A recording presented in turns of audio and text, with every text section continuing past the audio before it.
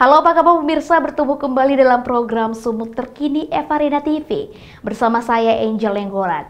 Pemirsa, pasca kebakaran yang melanda Pasar Horas pada September tahun lalu, pemerintah Kota Bupatan Siantar akhirnya menetapkan bahwa lokasi pasar tidak akan dipindahkan.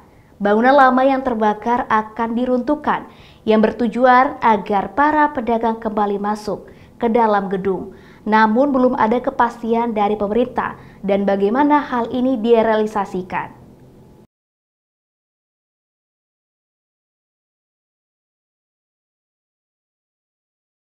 Keputusan mengenai lokasi sudah disepakati oleh para pedagang setelah melewati mediasi yang panjang bersama dengan pemerintah. Para pedagang menganggap keputusan ini cukup solutif, mengingat sebagian dari mereka selama ini harus berjualan di lapak-lapak sementara yang ada di pinggir jalan atau harus berpindah ke gedung lainnya. Pembahasan antara pemerintah dan pedagang masih mencapai tahap tidak ada relokasi tempat baru. Belum ada pembahasan teknis lebih lanjut terkait rencana perombakan gedung, termasuk durasi pengerjaan, pembagian zona, dan sistem distribusi tempat jualan setelah pembangunan selesai. Selain kerugian dan kehilangan toko untuk berjualan, sebagian pedagang juga tidak mendapatkan hak mereka. Edi Siburian, salah satu pedagang, mengatakan kehilangan hak lapak untuk berjualan dan harus berpindah ke toko milik temannya yang ada di Gedung 2 Pasar Horas. Saya tidak dapat tempat karena begini. Kemarin kan kita ikut prosedur bahwasannya cabut nomor. Saat kita cabut nomor ternyata lapak kita yang cabut nomor sudah ditempati orang lain dan mereka tidak mau pindah. Lalu pihak pengelola PDPHJ mengatakan ya udah terserah mau di mana aja jualan, yang penting aman-aman saja. Jadi saya tidak dapat tempat. Lalu ketua kami ini tergabung di AP2T, Aliansi Pedagang Pasar Tradisional, menyarankan supaya saya berjualan di kantor kami di lantai 3 gedung 2. Begitulah, jadi saya tidak dapat tempat di tempat relokasi yang sekarang yang Jalan Merdeka seperti itu.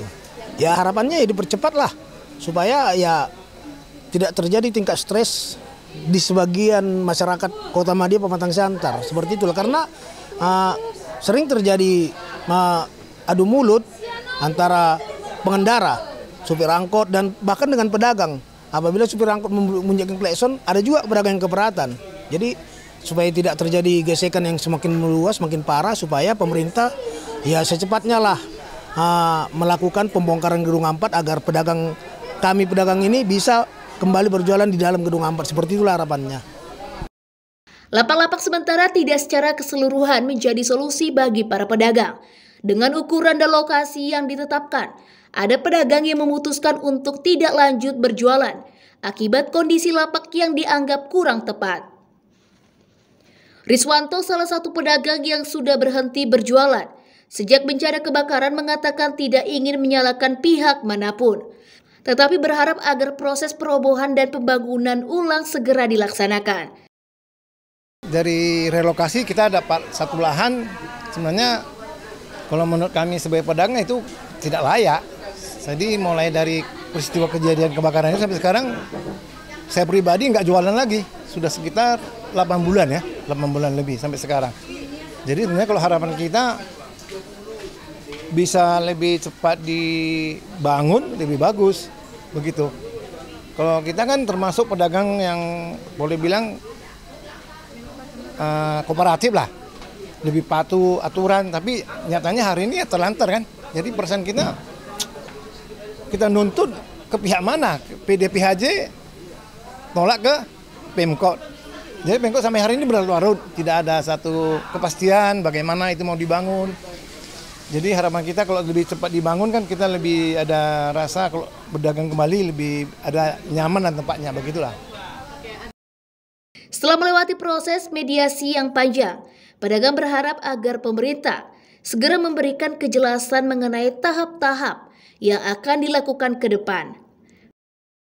Pedagang menginginkan pembangunan dilakukan secara terbuka, terencana, dan melibatkan pihak yang terdampak langsung, agar melalui proses ini akan menjadi solusi jangka panjang bagi keberlangsungan ekonomi para pedagang. Nobel Marpaung sebagai perwakilan pedagang Pasar Horas mengatakan akan terus berperan aktif mendukung hak para pedagang yang terdampak. Tetapi setelah ada isu untuk ada solusi, kita sangat mendukung, yaitu dirobohkan baru masuk lagi. Itu kan solusi, jelas. Dan itu kita sangat dukung. Yang pertama, rapat di Pemko di ruang asisten. Di situ sepakat bahwa kita harus memikirkan seluruh pedagang tanpa mengorbankan pedagang lain. Dan yang rapat kedua juga kita rapat di kantor PDPHJ. Artinya membuka wacana untuk menyatukan visi, tujuan. Dan situ juga sepakat kalau memang ada solusi, yaitu bahwa gedung A4 dirobohkan dan pedagang bisa masuk, tentu itu akan buka semua aspek. Baik jalur, baik kami pengunjung. Karena dengan dibukanya itu berarti area parkir juga jelas, pengunjung juga jelas. Saat ini banyak orang berkata, banyak pengunjung kita lari. Karena apa?